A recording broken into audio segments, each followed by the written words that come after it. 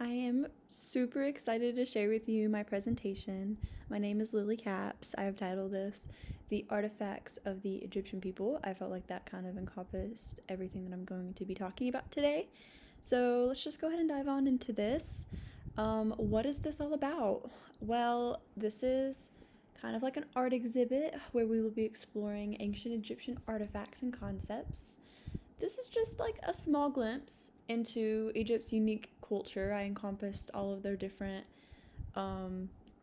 backgrounds and hidden meanings that may not always be obvious when you're glazing over some of the text. I try to include some fun facts in there, so I really hope that you learn something that you might not have noticed or read before. So, to start, I have the pyramids here. The pyramids are very, very, very famous. They are 4,000 years old and they're located in the Egyptian desert. It's actually a mystery how they were even created in the first place. The Egyptians at this time wouldn't have had the technology to build such a perfect pyramid and have it in the location that it's at. So it is one of the biggest mysteries that we may never know the answer to. And that is my primary source because it is an uncovered piece of history in Egypt. So, a little bit of background. Egyptians believed in the afterlife and they also believed in second identities. These second identities were called Ka. The Ka was an eternal self. It relied on the preservation of the body to be preserved and intact. These pyramids were created for the purpose of providing a tomb for the dead pharaohs or high class peoples of the time and ensuring that their belongings would all be with them whenever they moved on to the afterlife. This kind of gives us a little bit of an idea of how important these pyramids were to them. I mean, they would literally put their pharaohs in there and all of their belongings to absolutely ensure that they would have all those things and have a safe journey to the afterlife. So it was really important to them. That is my secondary source. It is from the study section 4.9 Pyramids in Ancient Egypt. So now we're going to move on to the Rosetta Stone, and I also incorporated hieroglyphs. I feel like they go hand in hand here.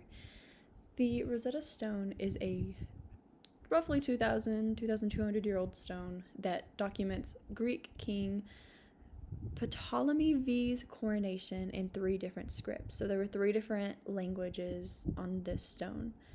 It was Egyptian hieroglyphs, Egyptian Demotic, and ancient Greek. So ancient hieroglyphs and ancient Demotic are just different Egyptian languages. I think that they're similar, but they have some differences too. Although the top half of the Rosetta Stone is damaged, researchers were still able to decipher the Egyptian hieroglyphs using the Greek portion on the bottom half, because on the very bottom was the Greek spot, and so it was basically completely preserved. This is important because much of ancient Egypt was a complete mystery.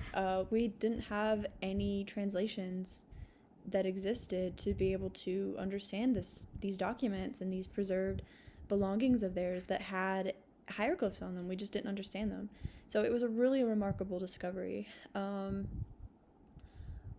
One thing that I noted was that hieroglyphs don't symbolize just different like words or symbols. They also are representative of sound, and I was a little bit confused on this, but basically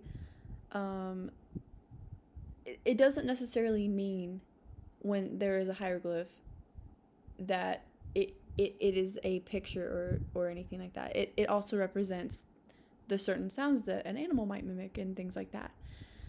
The Rosetta Stone connected all of this history and it gave it historical context and identified meaning at a time where no one really understood them.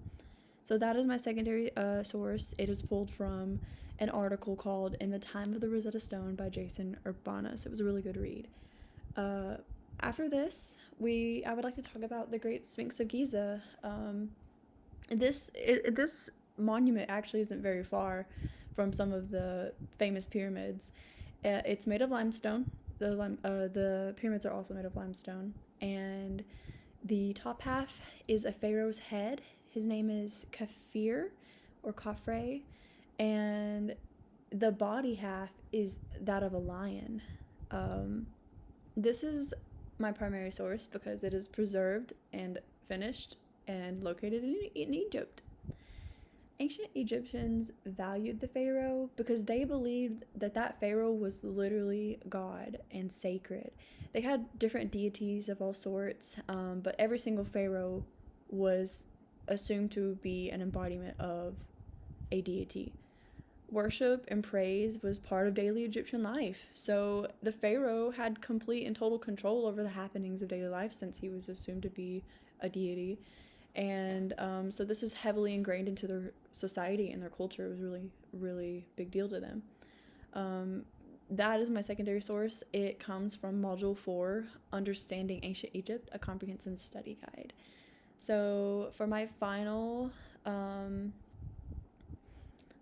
send-off, I just wanted to thank you for following along with me.